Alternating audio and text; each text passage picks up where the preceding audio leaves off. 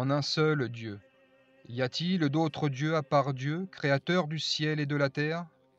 Non. Dieu en qui nous croyons est le seul Dieu pour tous les gens, y compris les athées. Sachez donc que c'est moi qui suis Dieu, et qu'il n'y a pas de Dieu près de moi. Je fais vivre et je fais mourir, je blesse et je guéris, et personne ne délivre de ma main. Car je lève ma main vers le ciel, et je dis, je vis éternellement. En Deutéronome, chapitre 32, verset 40. L'apôtre Paul écrit, nous savons qu'il n'y a pas d'idole dans le monde et qu'il n'y a qu'un seul Dieu. Car s'il est des êtres qui sont appelés dieux, soit dans le ciel, soit sur la terre, comme il existe plusieurs dieux et plusieurs seigneurs, néanmoins pour nous il n'y a qu'un seul Dieu, le Père, de qui vient toute chose et pour qui nous sommes, et un seul Seigneur Jésus-Christ, par qui sont toutes les choses et par qui nous sommes. En 1 Corinthiens chapitre 8, versets de 4 à 6.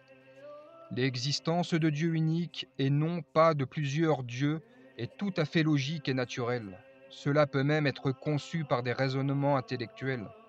Le fondateur de l'école éléatique Xénophane de Colophon, en 520 avant Jésus-Christ à moins 475 avant Jésus-Christ, a fait une démonstration par l'absurde. Supposons qu'il y ait plusieurs dieux. Alors, chaque dieu est limité dans sa propre volonté par la volonté des autres dieux.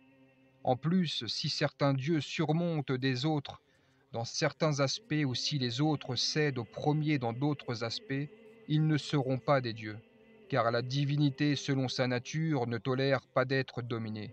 S'ils sont tous égaux, ils ne posséderont pas la nature divine, car un dieu doit avoir la supériorité sur tout le monde, tandis que l'égalité reste inférieure à la supériorité. Par conséquent, Dieu est unique.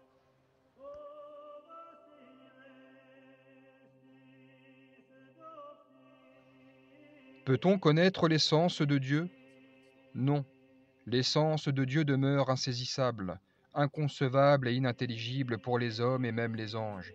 Dieu habite une lumière inaccessible que nul homme n'a vue ni ne peut voir, à qui appartiennent l'honneur et la puissance éternelle. Amen. 1 Timothée chapitre 6 verset 16. Par aucun mot l'homme ne peut décrire entièrement Dieu. Dans le cas contraire, ce mot aurait mis Dieu dans certaines limites, ce qui n'est pas possible car Dieu ne connaît pas de limites. Et par ailleurs, si cela avait été le cas, quelqu'un aurait dû préexister pour attribuer à Dieu ce mot, ce qui n'est pas possible car Dieu est éternel.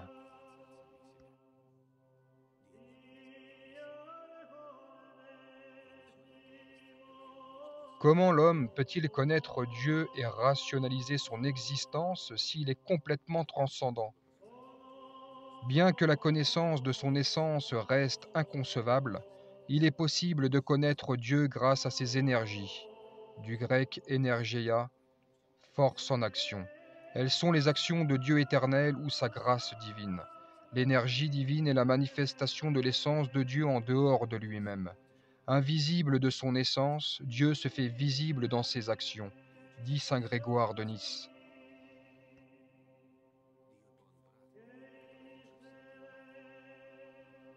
Quelle est la nature de ces énergies?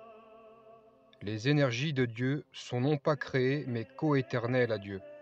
Elles proviennent naturellement et éternellement de son essence inaccessible, comme les rayons proviennent du soleil sans se séparer de la lumière indépendamment de l'univers existant.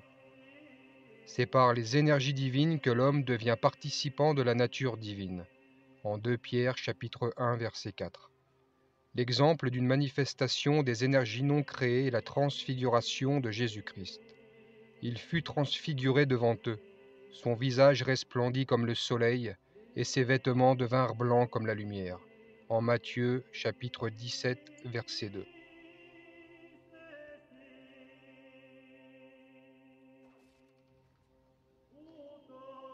Quels sont les autres exemples des actions de Dieu? La Sainte Écriture exprime les actions diverses de Dieu par lesquelles il se manifeste en tant que ses noms ou ses propriétés.